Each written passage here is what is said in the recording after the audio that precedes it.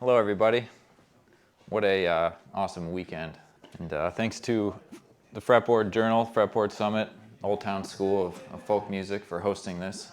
I'd like to thank D'Addario and the Blue Guitars for supporting this work, and the Archtop Foundation. So this is the Archtop project. It's an open source digital museum curated by myself, but with a lot of help from a lot of other people. The website is www.archtopproject.org, and it's essentially an open source digital museum for some historically interesting and significant Archtop guitars. And it's basically 100% a passion project. And trying to answer the question of why, I don't really know. I just kind of did it. So first, a little bit about myself, because I'm sure many people in this room are wondering, who the hell is this guy? I'm an acoustics engineer at D'Addario, and my work there is primarily focused on orchestral string design. I work under the guidance of my mentor, Fan Tao, and then through osmosis, Norman Pickering. And Norman Pickering is a very well-known person in the world of violin acoustics and also phonograph acoustics. He designed a cartridge in the 1950s that became sort of an industry standard. But before any of that, I was a lifelong guitar player, turned physicist, and then turned guitar maker. And since we're at the Fretboard Summit, the Fretboard Journal has marked sort of pivotal decisions in my life. Basically, I remember finding the very first issue of the Fretboard Journal while attending my first year of college, and you can ask my parents that things were never the same after that. Eventually, I connected with a local guitar maker, and that set me on a path. But how do you become a guitar maker? And in hindsight, you just do it. But when the mindset that I was in was, well, I decided to start with the fundamentals and studying physics and finding my way, once I started taking physics classes, into an astrophysics lab that focused on acoustics. And as I was finishing up school, I read another article in the Fretboard Journal about Brian Galloup and the work that he was doing up in Big Rapids, Michigan on quantitative wood analysis. So after graduating, I enrolled in Brian's school and have since worked on several projects with him. But that was another moment defined by the Fretboard Journal. After graduating and setting up shop with my extremely supportive wife, Becca, and building guitars, whatever people ask for, which I'm sure a lot of beginning makers know that experience, you finally get to a place to where you're pleased with the woodworking and the fit and finish. And at that point, maybe you can start focusing on the acoustics. To get to the point to where we were happy with the fit and finish took only 10 years or so. And throughout this time, I still worked in an acoustics lab that was down the street from our shop, and began a disciplined study of the Archtop guitar with help from Brian in his shop. And fast forward past those 10 years, Becca and I had just moved into a really great shop space on the eastern shores of Lake Michigan, so on the other side of the lake from where we are now. Then D'Addario reached out, and it was an opportunity I could not pass up to work with Fan. And so about a week before we moved out to Long Island, we learned that there would actually be 3 of us moving out. And so this was a whole new adventure. But back to Archtops. They've always been my obsession. I played guitar in my school's big band, and having a scientific inclination and being very interested in guitars, I would look through the internet, maybe through some books, and there was really not much studied on the Archtop guitar, especially compared to the violin, which there's a very rich history of acoustics research. And if you want to learn something new, read an old book. I don't know who first said that, but I think that's a great quote and very true in my experience. And so this is Sam Zygmuntowicz. I can call him a friend and a colleague now, but Sam, with the help from Fan Tao and the Oberlin Acoustics Workshop, among others, created the Strad 3D project. So if you go to strad3d.org, you can see that project, and they basically CT scanned 2 Stradivari violins and a Guarneri violin, and they went through a whole series of tests and acoustics measurements, play testing, and it really is the foundation for this Archtop project. And so, orienting myself with the violin making acoustics community, the Violin Society of America published my work in 2021 titled Archtop Guitar Dynamics. And it's a comprehensive study following the working steps of building an Archtop guitar. And so I developed a model of the guitar, performed finite element analysis, so that's like a way of computer modeling how the guitar would vibrate in real life. And to go along with those computer models, I built a guitar to the same specs as the models and compared the physical acoustics testing with the finite element analysis. And as it turns out, the Archtop and the violin family instruments have a lot in common, which is it's kind of obvious if you think about it and look at it, but to see what those correlations were, I think is really interesting. This is taken from that first paper, and if you look at the first row of images, it's basically a guitar plate carved without bracing or F-holes, and you can see these different radiating patterns basically. And the dark blue is where the top isn't moving, so those would be nodal lines, and then the red is the extreme movement, and it goes from basically light blue to green to yellow to red to show the amplitudes of the vibration. And if you look at mode 2 and mode 5 of that first row, you see it's an X shape and a ring shape. So in violin making, that would be the 2 and 5 mode, or the X and the ring mode. And with those two modes, you can understand something about the geometry of the plate and the material properties. And there's kind of a slick little calculation that you can do that you can actually get the plate impedance of a free plate, which will tell you something about the instrument once it's all put together, about that top plate. So the 2 and the 5 mode are very useful in violin making, and it turns out that the Archtop guitar shares those two modes. And so not long after that initial publication, there was a group in Cremona and Milan who published a paper that independently supported my work.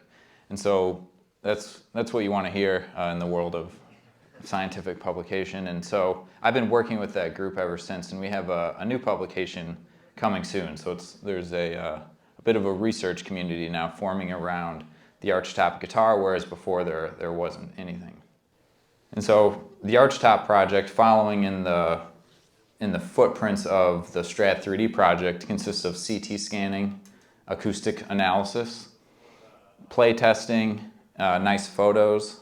And so this is an image of CT scanning a 1943 D'Angelico Excel and Jim D'Addario's Monteleone Archtop from the mid-1970s.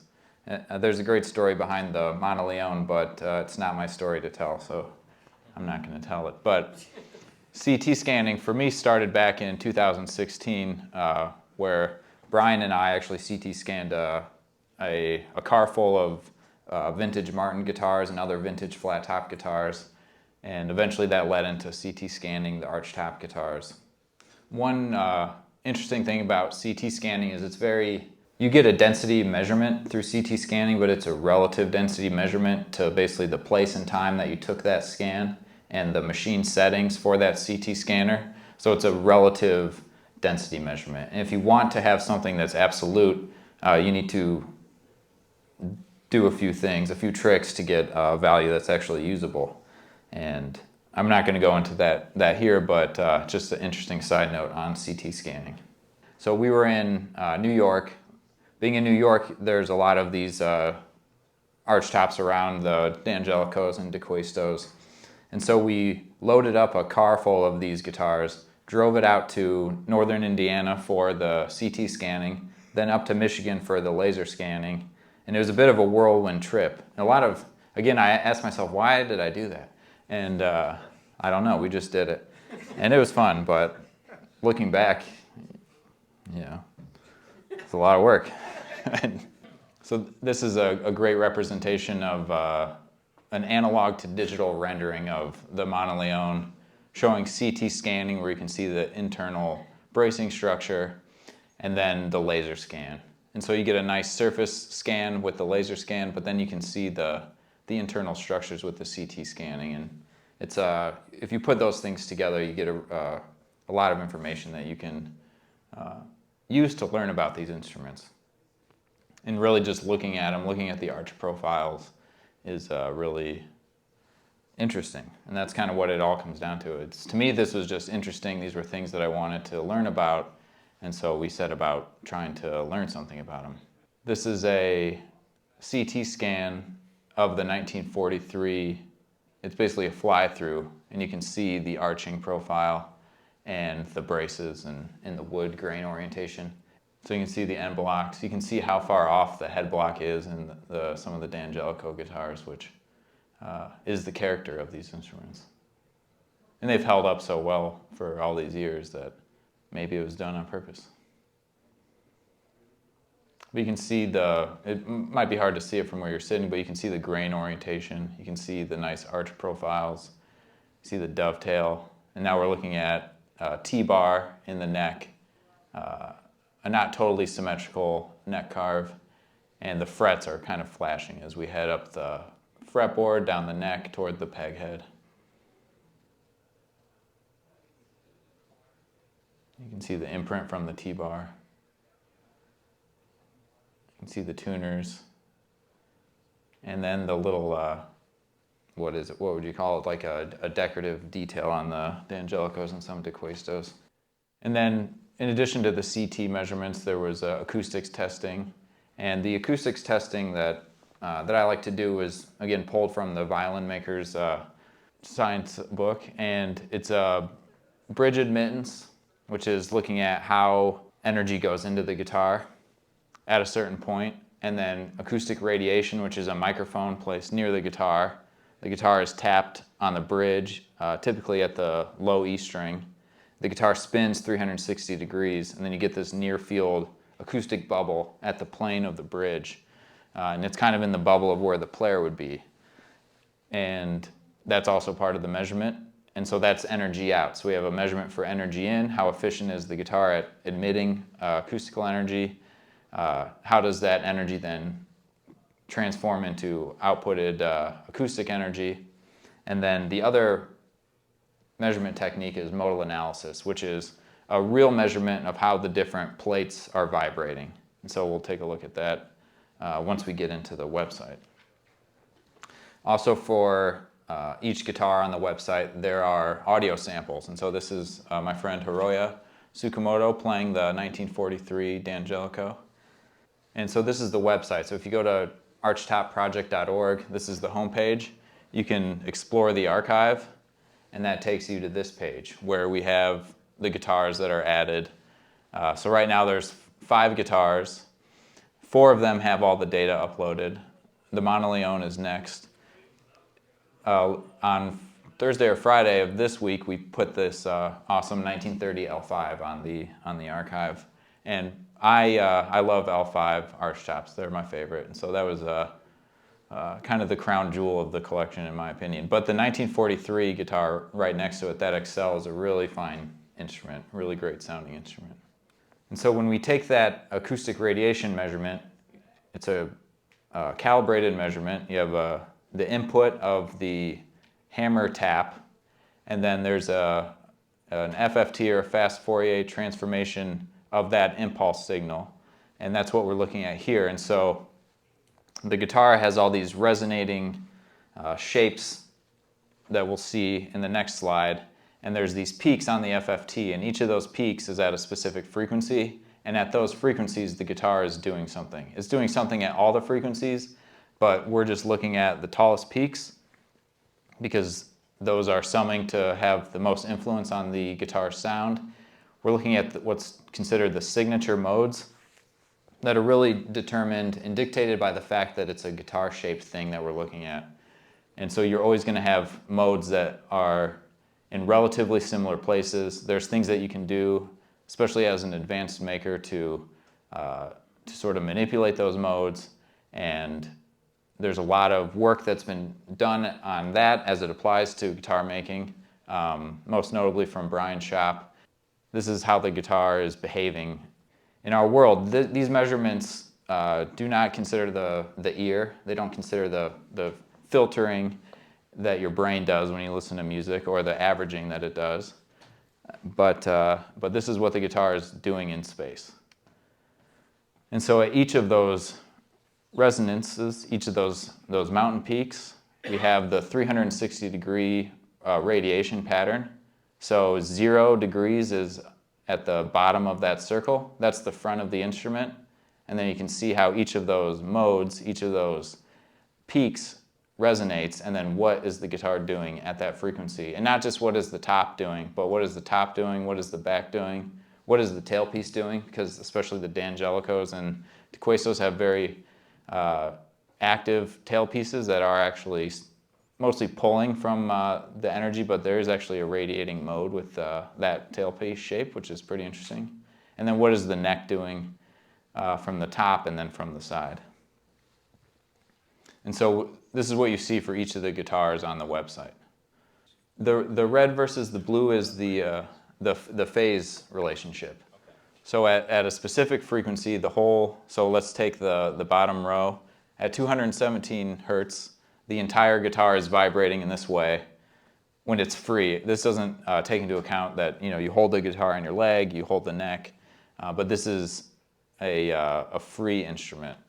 And the different colors is basically the green color is coming out of the screen towards you, and the red color is going into the screen. So it's the phase relationship of the vibrating sections. The modal analysis technique that I use is an accelerometer on the bridge near the low E string. It's the same position that I use for the bridge admittance measurement, which is the energy going into the guitar. And then you lay out about 150 or so measurement points on the top plate, on the back plate, along the neck, and you use a calibrated hammer, and it's essentially playing the guitar in reverse. And so you're exciting the plates at all those measurement points, and you're seeing how that vibration is corresponding at the bridge. It works pretty well, and it's really looking at the measurement at one point on the guitar, the low E string, but especially for these low fundamental modes, if you move that accelerometer to other string positions, you see the exact same radiation plot, essentially. And so then there's, at the bottom of the page, once you look at the acoustics, and you can go through the CT scans, and you can look at the photos, then you can hear what the guitar sounds like. So then there's a listening section at the bottom. And one really cool part of the website is the story of the D'Addario family and how they worked with John D'Angelico in his shop, and they essentially developed what is the modern steel string that we consider with a steel core and then the phosphor bronze wrap. And what revolutionized the string design was looking at smaller cores and larger wrap wire diameter, which is totally different than how strings were made up to this point. And I won't go into the physics of strings, but that changes things drastically. If the core is smaller, that really changes how in tune the string's harmonics are with its fundamental. It changes the bending stiffness of the string, the inharmonicity, the damping. It's a much more efficient string design. And so this is from, Jim D'Addario wrote this section, and it's a great little story about how his family working with John D'Angelico has really influenced strings, which is no surprise considering D'Addario now. And that's the presentation, and so thank you. Thanks for listening. Thanks for being here.